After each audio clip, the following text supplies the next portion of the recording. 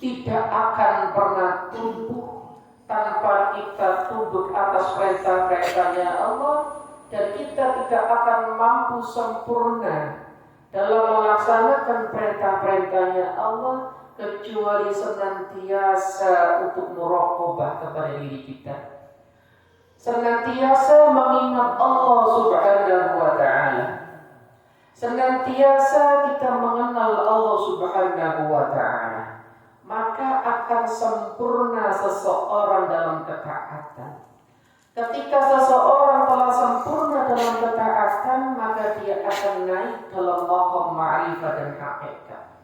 Sehingga kalau kita mau bicara gimana caranya kita mendapatkan cinta ridha Allah, tumbuh di dalam hati ma'rifah kepada Allah, maka jawabannya senantiasalah kita mengingat Allah Subhanahu wa ta'ala. Dalam diri kita muraqabah. Setiap helaian nafas kita ingatkan kepada Allah Subhanahu wa ta'ala.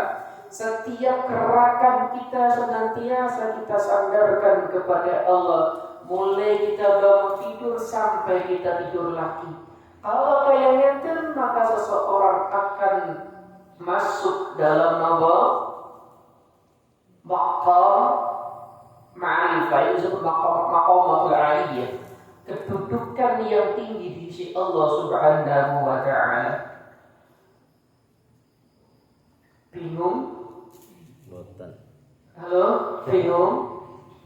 Sing ngomongna bingung? Jangan-jangan sing nyampena tambah bingung. Masalahnya jenengan anteng itu setengah jekel sirah atau setengah muter? Setengah ngantuk. Kalau kita mampu mengenal nafas kita, kalau kita mampu mengenal Allah dalam nafas kita, kalau kita mampu mengenal Allah dalam setiap pandangan kita, kalau kita mampu mengenal Allah dalam setiap apa yang kita dengar, dan kita mampu mengenal Allah dari seharian-harian dan nadi jantung kita, maka kita akan masuk dalam dunia ranah ma'rifah. Itu disebut fala tasilu ayyuhat talib, tidak akan pernah sampai seseorang menuju maqam tertinggi kecuali dia senantiasa muraqabah kepada Allah Subhanahu wa ta'ala. Karena dalam setiap nafas yang berhembus dalam diri kita itu punya potensi baik, punya potensi buruk. Laras apa baca? Betul, yang meniupkan nafas ialah Allah Subhanahu wa ta'ala, dan itu nikmat luar biasa. Selama kita nafas, artinya kita hidup. Setiap nafas yang menghidupkan, maka mempunyai kepastian dari Allah, baik atau buruk, nikmat atau musibah. Sehingga kita senantiasa muraqabah agar kenikmatan itu senantiasa menjadi nikmat. Karena kenikmatan dunia niki fana awas apa badan enggak.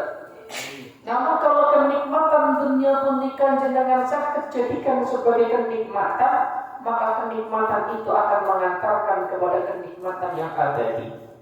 Dan yang dikatakan nikmat itu bukan hanya sekedar apa yang menyenangkan, tapi apa yang menjadikan kita susah, kata itu adalah nikmat tertinggi dari Allah Subhanahu wa ta'ala.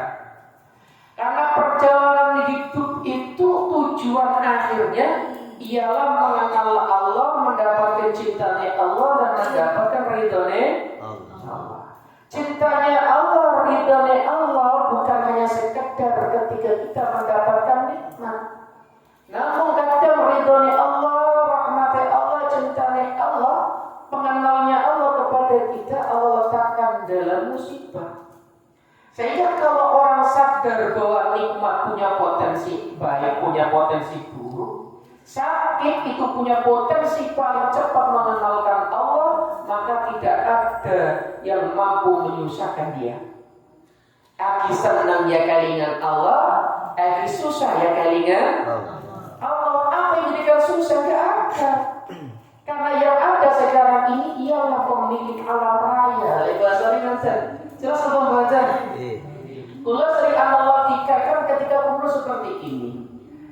ketika kita hidup di negara dipimpin oleh raja atau presiden yang bijaksana, yang adil, mengayomi masyarakatnya saja, kita bisa nyaman, merasa aman, bepergian kemanapun aman, makan apapun senang, karena merasa diri kita terlindungi, jiwa kita, kehormatan kita, harta kita, anak kita, semua sudah terlindungi sehingga kita nyaman.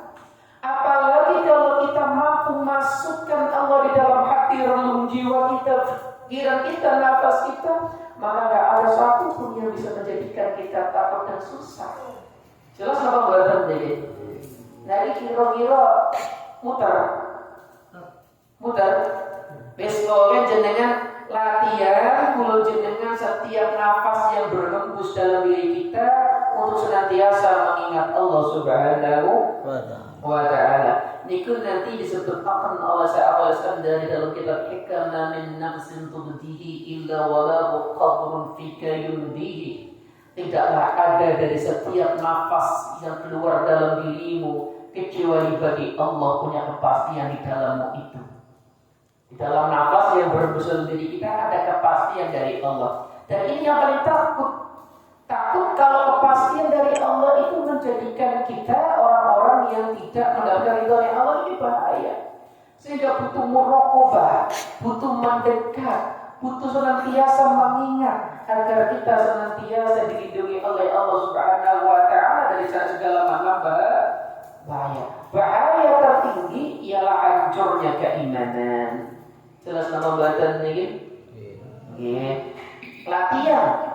Nikmat yang kali ketika rezeki ini ambak luas, ya kita mengingat Allah. Ketika rezekinya seret, ya kita mengingat Allah. Jelas? Jadi kalau uraian dari para ulama ini panjang lebar, kayaknya sebagai pembukaan itu cukup nopo? Cukup ya? Setengah jam mbak. Dereng. Dereng. 7 menit nih. Biasanya lagi yang itu senang kayak bonus. Bapaknya lihat bonusnya ngaji model kayak ngenten.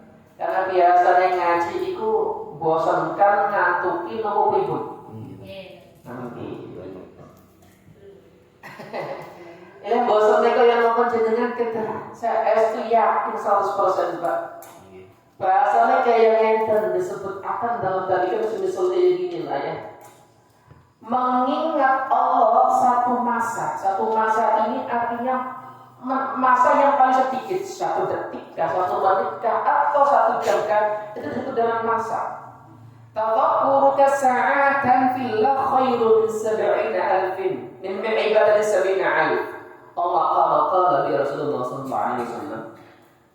Berpikir, mengingat Allah Subhanahu wa ta'ala 1 detik atau 1 menit itu jauh lebih baik daripada 70.000 tahun beribadah.